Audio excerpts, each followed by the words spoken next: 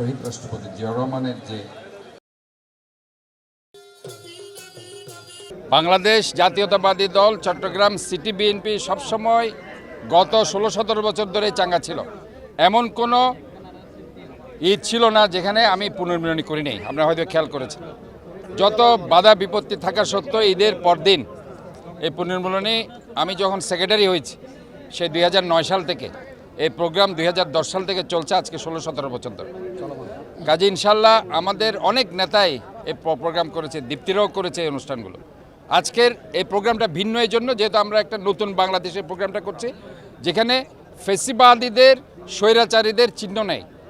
তারা আজকে ঘরে ঘরে গিয়ে আমার নেতাকর্মীদের গ্রেপ্তার করছে না, আজকে ঘরে ঘরে গিয়ে হুমকি ধামকি দিচ্ছে না, ঘরে ঘরে গিয়ে ছোট বাচ্চাদের মাদের বোনদেরকে তারা সেখানে থ্রেট দিচ্ছে না। এই ধরনের একটা সুস্থ সুন্দর গণতন্ত্র যুক্ত পরিবেশে আমরা আজকে পুনর্মিলনী করছি। এটার জন্য আমরা মহান রব্বুল আলামিনের দরবারে শুকরিয়া আদায় করছি।